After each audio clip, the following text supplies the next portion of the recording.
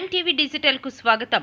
గొలుగొండ మండల ఎంపీడీఓ కార్యాలయంలో ఎంపీడీఓ శ్రీనివాసరావు ఆధ్వర్యంలో వికసిత్ భారత్ 2047 దార్శనికతకు అనుగుణంగా కేంద్ర ప్రభుత్వం ఆమోదించిన వికసిత్ భారత్ రోజ్గార్ మరియు ఆజీవిక మిషన్ గ్రామీణ చట్టం 2025 విబి గ్రామ్జీపై అవగాహన సమావేశం నిర్వహించారు. భారత పార్లమెంట్ ఆమోదించిన ఈ కొత్త చట్టం ఇప్పటి వరకు అమల్లో ఉన్న Mahatma Gandhi national rural employment guarantee act MGNREGA స్థానంలో ప్రవేశపెట్టబడింది. గ్రామీణ ఉపాధి హామీతో పాటు స్థిరమైన జీవనోపాధి అవకాశాలు, నైపుణ్యాభివృద్ధి, సామాజిక ఆర్థిక సాధికారత లక్ష్యాలుగా ఈ చట్టం రూపొందించబడింది.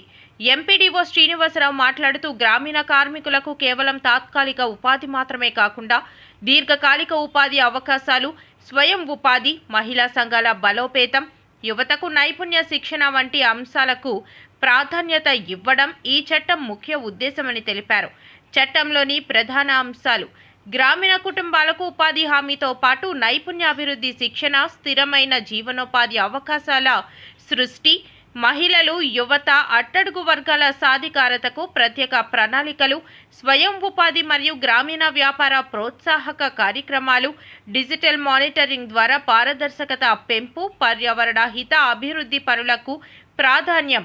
ఈ కార్యక్రమంలో మండల స్థాయి అధికారులు ప్రభుత్వం ప్రవేశపెట్టిన ఈ కొత్త చట్టాన్ని గ్రామ స్థాయిలో సమర్థవంతంగా అమలు చేసి ప్రతి అర్హత కుటుంబానికి ప్రయోజనం చేకూరేలా చర్యలు తీసుకుంటామని అధికారులు తెలిపారు. నా పేరు శ్రీనివాసరావు, ఎంపీడీఓ గొలుగొండ మండలం. మనకి మహాత్మా గాంధీ జాతీయ గ్రామీణ ఉపాధి హామీ చట్టం ఎంజీఎన్ఆర్జీ స్థానంలో సెంట్రల్ గవర్నమెంట్ వికసిత్ భారత్ 2047 ధార్మికతకు అనుగుణంగా భారత పార్లమెంటు వికసిత్ భారత్ రోజ్గార్ మరియు ఆజీవిక మిషన్ గ్రామీణ విబిజి రామ్జీ చట్టం 2025 పేరుతో ఆమోదించి చట్టం ఏర్పాటు చేయడం జరిగింది. ఈ ఈ ఈ విబిజి రామ్జీ పథకం గురించి 6 వారాల పాటు కార్యాచరణ ప్రణాళిక గవర్నమెంట్ నిర్ణయించింది. ఈ మొదటి వారం ప్రజలందరికీ తెలియపరిచేటట్టు వివిధ రకాల మండల స్థాయిలో కానీ అలాగే గ్రామ స్థాయిలోని పంచాయతీలోని ఎటువంటి కార్యక్రమాలు చేయాలనేది అన్ని కార్యక్రమాలు చేసి ప్రజల్లో విరివిగా ఈ విబిజి రామ్జీ చట్టం మీద ప్రజలకు అవగాహన కల్పించవలసిందిగా ఆదేశాలు జారీ చేశారు. కాబట్టి ఈరోజు ఈ పత్రికాముఖంగా ఈ సమావేశం ఏర్పాటు చేయడం జరిగింది.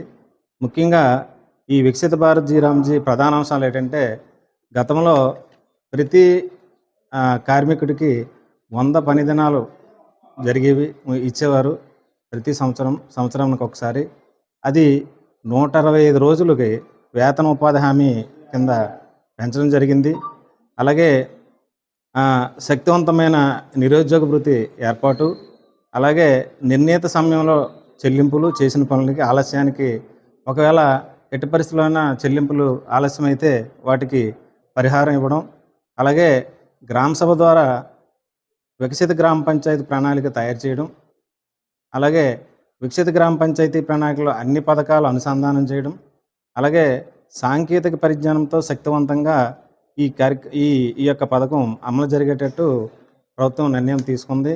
కాబట్టి ఈ విబిజి రామ్జీ పథకం గురించి ప్రతి ప్రజలలో ప్రతి కార్మికుడికి తమ ద్వారా ఈ మీడియా ద్వారా చేరవేసి ఈ యొక్క గొప్ప పథకాన్ని అందరూ ప్రతి ఒక్కరూ కూడా ఉపయోగించుకొని వారు అభివృద్ధి చెందాలని కోరుకుంటూ ఈ సమావేశంలో తెలియజేసుకుంటున్నాను.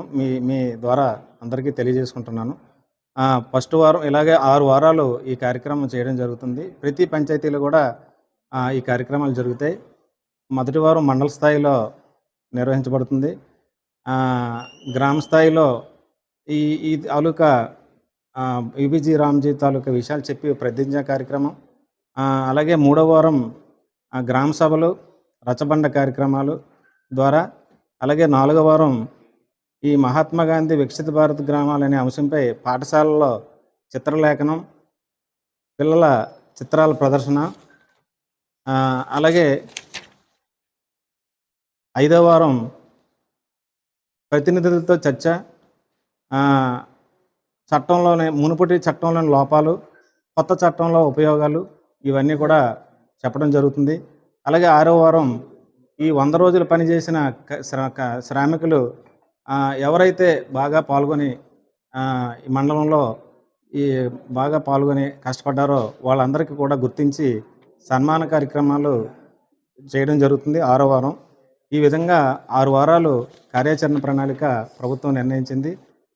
కాబట్టి మీడియా మిత్రులందరూ ఈ ప్రతి గ్రామంలో ప్రతి కార్మికుడికి ఈ పథకం యొక్క ఉద్దేశము, దీని తాలూకా లాభాలు అన్నీ చేరవేస్తారని మీ ద్వారా ప్రజలందరికీ విన్నవించుకుంటూ సెలవు తీసుకుంటాం. కేటగిరీలుగా ఒకటి నిర్ణయించారు. నీటి భద్రత సంరక్షణ సంబంధించిన పనులు, గ్రామీణ మౌలిక వసతి అభివృద్ధి పనులు, జీవనోపాధి మెరుగుదల పనులు, వాతావరణ మార్పులు, ప్రతికూల వాతావరణ పరిస్థితులు ఎదుర్కొనే పనులు, ఇవి 4 కేటగిరీలుగా ఒకటి నిర్ణయించారండి. తర్వాత అన్ని శాఖలు సమన్వయపరుచుకొని ఒక పారదర్శకతతో ఈ చట్టమంతా చేసే అన్ని పనులను వికసిత భారత్ గ్రామ పంచాయతీ ప్రణాళికలో నమోదు చేసి ఇందు చేసిన పనులు తిరిగి చేయడం తగ్గుతుంది, శాఖల మధ్య సమన్వయం మెరుగవుతుంది, అవినీతిని అరకట్టవచ్చు. తర్వాత వ్యవసాయము, కూలీలు సమన్వయము. ఈ చట్టం ప్రకారం విత్తనాలు వేయడం, కోతకు సంబంధించిన ప్రధాన వ్యవసాయ పనుల కోసం 60 రోజుల కాలాన్ని రాష్ట్ర ప్రభుత్వం కేటాయించవచ్చు.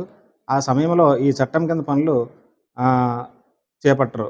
దీనివల్ల వ్యవసాయ పనులు సజావుగా సాగుతాయి. అదొకటి మంచి ఉపయోగం రైతులకి. పరిపాలన వ్యయ పరిమితి పెంచారండి.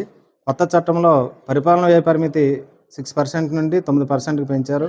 దీనివల్ల అన్ని స్థాయిలో ఉపాధి సిబ్బంది సేవలు చేయడానికి, వారి సామర్థ్యానికి అనుగుణంగా పనిచేయడానికి అవకాశం ఉంటుంది.